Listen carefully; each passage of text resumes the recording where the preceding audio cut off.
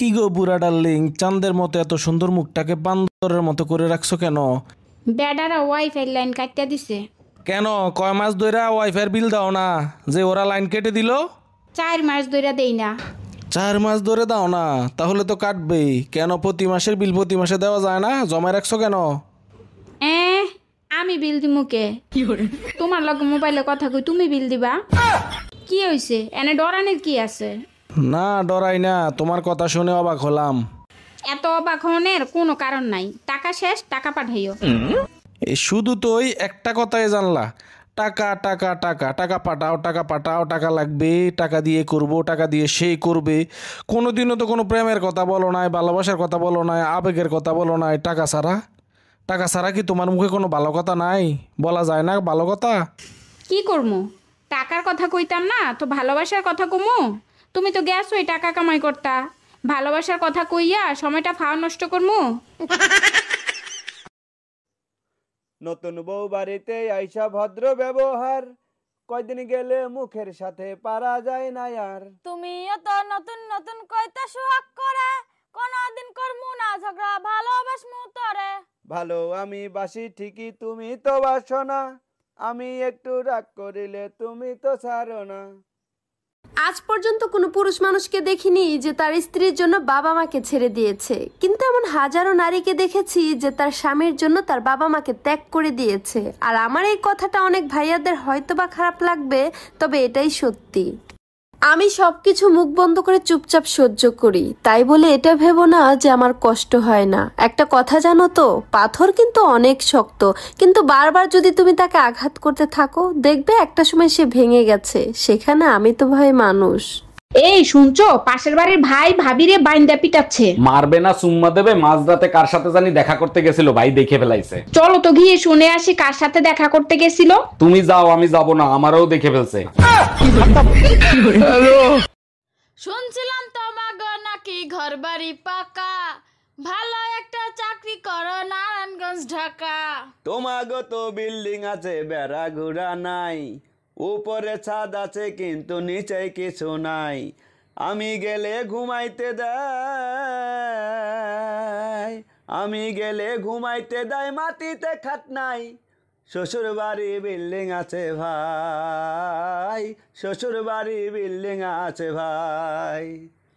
জানেন তো, মানুষের খারাপ সময় সব সময় থাকে না, কিন্তু এই খারাপ সময় যারা খারাপ ব্যবহার করেছে তাদেরকে জীবনেও ভোলা যায় না। বেশিরভাগ শাশুড়িরাই বউদেরকে খালি ভুল বুঝে, কোনো কারণ ছাড়াই ভুল বুঝে। আমার শাশুড়িও সেম, আমাকে অযথা ভুল বুঝে। আমি সারা দিন ঘরে শুয়ে থাকি, হাতে একটা মোবাইল থাকে, কারোর সাথে কথা বলি না, ঝগড়া করি না, কোনো কিচ্ছু না, কোনো কারোর সাথ পাশে নাই আমি। কিন্তু তাও আমার শাশুড়ি আম্মা বলে আমি নাকি কামচোর। আমি বুঝলাম না, আমি অন্যের কাম চুরি করে কি করবো? যেখানে আমার নিজের কামে করতে ইচ্ছা করে না, ওনার ছেলের দিয়া করাই। আচ্ছা, এই কথার কোনো ভিত্তি আছে বলেন? আরে আমার তো কাজ দেখলেই জ্বর উঠে যায়। আমি অন্যের কাম চুরি করবো, এটা বিশ্বাসের কথা বলেন? এই কথাটা যদি আমার মায়ে শুনে, আমার শাশুড়ি কয় আমার মায়ের কাছে নাকি বিচার দিব। আমার মায়ের কাছে যদি বিচারটা দেয়, গলাটা কাটটা কইলেও তো বিশ্বাস করতো না। শিক্ষা জাতির মেরুদণ্ড, শিক্ষাই নাকি আলো। তবে শিক্ষিত ছেলেরাই কেন নষ্ট হয়ে গেল? শিক্ষা নিয়ে চাকরি পেয়ে করলো যখন বিয়ে, তখন বাবা মারার খোঁজ নেয় না নিজ গ্রামে গিয়ে। শিক্ষা নিয়ে সোনার ছেলেরা নষ্ট হয়ে গেল, তাই মনে হয় শিক্ষার চেয়ে অশিক্ষাই বুঝি ভালো। পুরুষ মানুষ সারাদিন পরিশ্রম করে সংসার চালাতেই হিমশিম খায়, অথচ মেয়ে মানুষ বাড়িতে বসে থাকে, সংসারে শুধু পেঁচ লাগায়। বউ শাশুড়িকে সহ্য করতে পারে না, শাশুড়ি বউকে সহ্য করতে পারে না। এমনটা যে হবে ছিল না তো আগে জানা। পুরুষ সারাদিন পরিশ্রম করে দিন শেষে হয় গাধা। পুরুষ তুমি কি এক অদৃশ্য দড়িতে বাঁধা। আসলেই পুরুষের জীবনটা নয় এত সোজা। দুনিয়াতে ওই স্বামী হয় কি লাভ যদি আপনি আপনার স্ত্রীর চোখের ভাষাই না বোঝেন। আপনি যদি আপনার স্ত্রীর ইচ্ছেগুলোর দিকে না তাকান, আপনার স্ত্রী যদি আড়ালে বসে কান্নাকাটি করে, আপনি যদি আপনার স্ত্রীর চোখের পানি মূল্যায়ন না দেন, স্ত্রীর চোখের পানি যদি আপনি মুছতে না পারেন, তাহলে স্বামী হয় কি লাভ? শুধু একসাথে খাওয়া দাওয়া করলে আর একসাথে ঘুমাইলেই স্বামী হওয়া যায় না। এই স্বামী হওয়ার চেয়ে না হওয়াই ভালো। মাঝে মাঝে হ্যাপি থাকার পরেও আমি আমার আইডিতে কিছু স্যাড পোস্ট করি। বলেন তো কেন? কারণ আমার আইডিতে কয়েকটা সিসি ক্যামেরা আছে যারা কিনা আমার সুখ দেখলে জ্বলে আর আমার দুঃখ দেখলে হেব্বি খুশি পায়। আর আত্মীয় হিসেবে তাদের খুশি রাখা তো আমার দায়িত্ব। ছোটবেলা থেকে ভাবতাম যে আমার জীবনে এমন কেউ আসুক যাকে দেখলে আমি সব ভুলে যাব। তারপর আর কি, আমার জীবনে মোবাইল আসলো, আর মোবাইলে একবার রিল দেখতে বসলে আমার দুনিয়ার কোনো কিছুর কথাই আর মনে থাকে না। একটা কথাই বারে বারে শুধু মনে পড়ে, বিদেশ থাইকা যাইয়া আদর করমু কবে তরে, আমার লক্ষ্মী বউটারে। হয়েছে আর গান কোন লাগতো না, চিল্লায়া চিল্লায়া বুইরা বয়সে আইসে রোমান্টিক গান গাইতে।